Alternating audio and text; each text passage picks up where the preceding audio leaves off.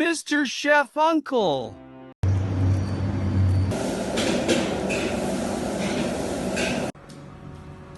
ආයිබෝවන් ඔයාලා හැමෝටම සුබ දවසක්. අද ඔයාලට මම මේ කහබත් එකක් තමයි මේ හදලා පෙන්නන්න කියලා දෙන්න හදන්නේ. ඒකට මෙතන අරන් තියෙනවා ඉලසල්, කරාමු නැටි, ගම්මිරිස් ඇට ටිකක්, කුරුදු පොතු ටිකක්, සූදුරු මහදුරු, ඊට පස්සේ මෙතන ග්‍රීන් පීස්, රට කජු, බීලුණු ටිකක්, රම්ඩ කරමිටි ටිකක් බෙදගෙන තියෙනවා. මෙතන බටර් එකක් අරන් තියෙනවා. බටර් නම් පොඩ්ඩයි අපි දාන්නේ සාමාන්‍යයෙන් මේස හැඳි දෙකක් තුනක් වගේ. පිරිසිදු පොල් තෙල් ටිකක් අපි එකතු කරගෙන තියෙනවා මේ වගේ පොඩ්ඩක් සාමාන්‍ය මේස හැන්දක් වගේ.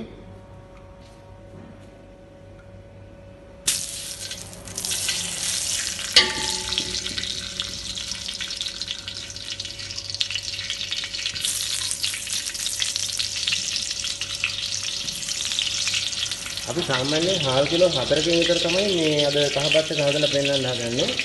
මේ තාච්චුව සාමාන්‍යයෙන් හාල් කිලෝ 15ක් විතර හදන්න පුළුවන් ලොකු තාච්චුවක්. ඊට පස්සේ මෙතන ජින්ජර් ගාලික් පේස්ට් එක අපි දානවා මේක හැඳි දෙකක්.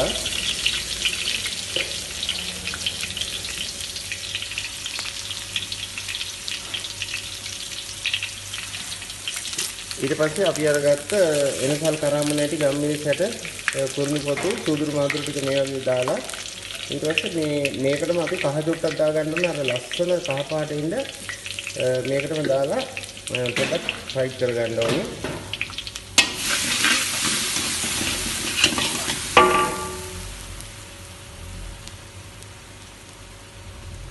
කහ පාට කියන ගොඩාක් කහ වැඩි කරගන්න එපා අර ලස්සන කහ පාට ඉන්න දාගන්න.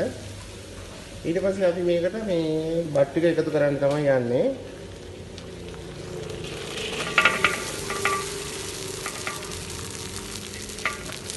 මෙතන හාල් කිලෝ 4ක බත් අරන් තියෙන්නේ.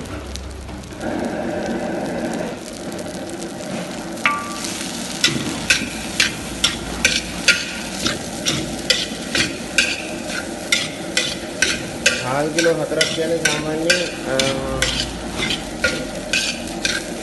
25 දිනකට විතර කන්න ප්‍රමාණවත් මේ රයිස් එක.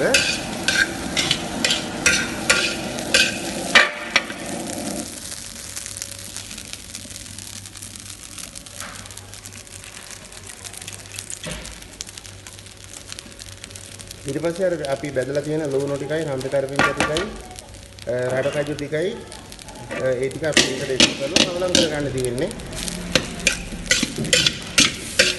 මේක එක කහබත් හදන එක විදිහක් මේ තව අපි හාල් එක ලිපේ තියෙනකොටම මේ කහ ලුණු ඒ ඔක්කොම එකතු කරලා හදන වෙලාවල් තියෙනවා. අපි බත් එක උයනකොට ලුණු පොඩ්ඩක් ගහනට වගේ දාලා තියෙන්නේ. දැන් මේක හදලා මදි වගේ නම් ලුණු ටිකක් තව එකතු කරගන්න ඕනේ.